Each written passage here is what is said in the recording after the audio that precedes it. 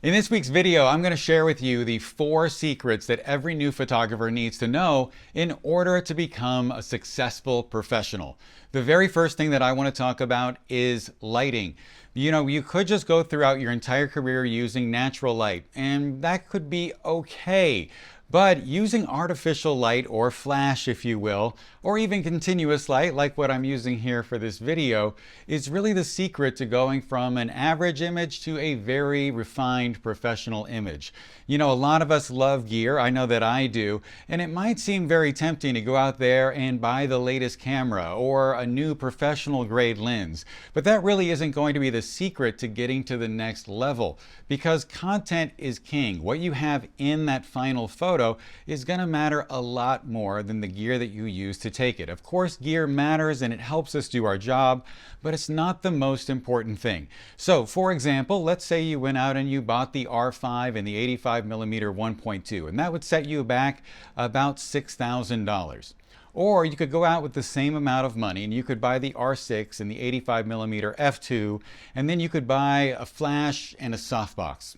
And if you went outside right now and you took a picture with those two setups, both costing roughly the same, you would make a lot better picture with the R6 and the flash than you probably would with the R5.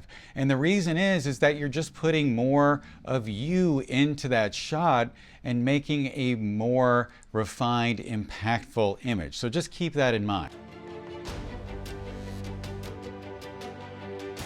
The second thing that I want to talk about today is exposure. When I'm teaching my lighting workshops, there are so many photographers that come that don't understand f-stops. So if you couldn't tell me right now the whole f numbers between f2 and f11, then you probably should study this. As well, people don't understand shutter speeds. What is the minimum shutter speed that I could use in order not to get camera shake?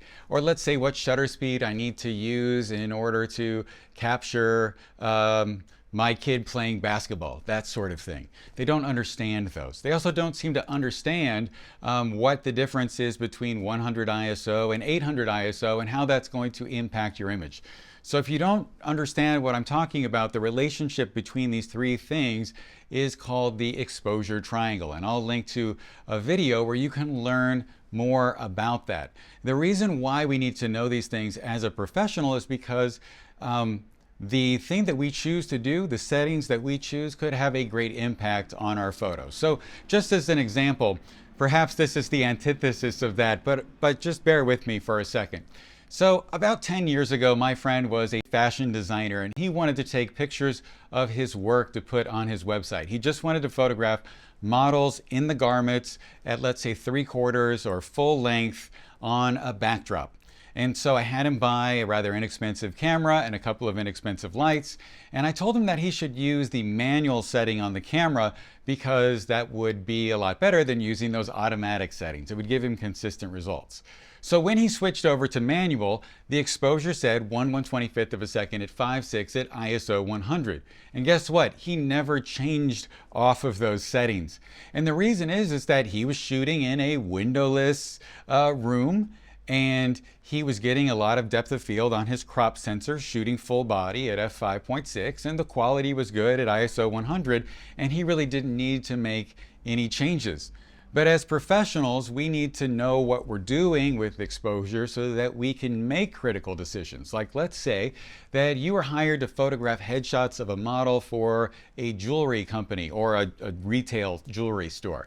Well, you would need to know that you should shoot at about f8 or f11 to make sure that the model's eyes and the jewelry are in focus. If you shoot at f2, the necklace or the earrings are going to be blurry, and that's not really going to be good because you're photographing the person as much as you are photographing the product.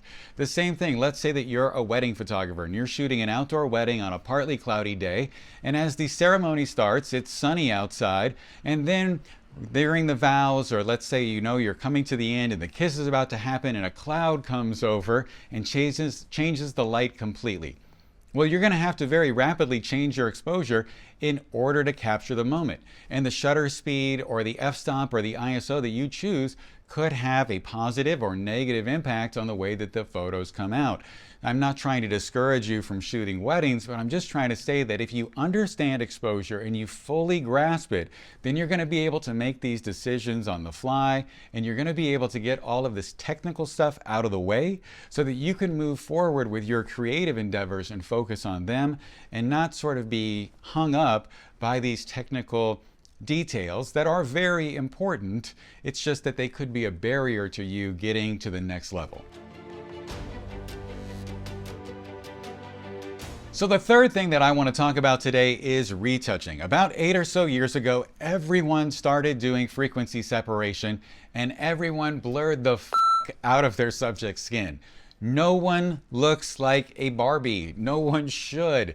Everyone also, let's say about 10 years ago, they were, well, actually probably also about 8 years ago, everyone was using very heavy-handedly these Instagram filters. And the difference between an amateur image and a professional image is usually very subtle. When you start going to the extreme, you don't go from an amateur image to a professional image, you just go from an amateur image, skip right over professional, and end up with an amateur image again. Most of the time when I'm making adjustments on my pictures, I'm just adding a little bit of a film grade, I'm doing a little bit of a skin blur, and then a skin softening technique, and then I'm also going in there and removing the blemishes one by one so that when you look at the final image, it looks natural. Those photographers that are doing a massive color grade are not necessarily making a natural looking image. It looks very strange. Now, if you're doing it for artistic effect, okay, fine. But if you're just doing it without really thinking about why you're doing it, then it probably is going to be a little heavy-handed and not that good. The same thing comes with that skin texture removal. You know, you're gonna end up, you just still want the person maybe to have a little less skin texture, but you don't want them to look plastic. So just remember that when you're retouching, less is more, and you're gonna end up with a refined image when you do that. So if you enjoy learning from me in these videos, you probably would also enjoy learning from me on my members-only website, the Academy with John Gress. On the Academy, members will get access to longer format tutorials than what you'll find here on YouTube. They'll also get access to 2 live monthly Q&A and critique sessions, discounts on in-person workshops, and access to a members-only Facebook group. So for more information and to sign up for a 3-day free trial, just go to johngress.com/academy. So the fourth and final thing that I want to talk about today is creating consistent, sellable, marketable, professional work. In my early days, as I was getting used to lighting, I tried to reinvent the wheel every time that I went out there. And the work that I produced for my clients was probably schizophrenic at best, and sometimes I totally missed the mark and didn't deliver. What I didn't realize is that my clients were coming to me because of the work that they saw on my website. They weren't coming to me because they wanted me to create something they'd never seen before. So just realize that, let's say you're a headshot photographer. Well, master something like that loop lighting headshot with a shallow depth of field, maybe with some fill, maybe with a hair light, maybe with a background light.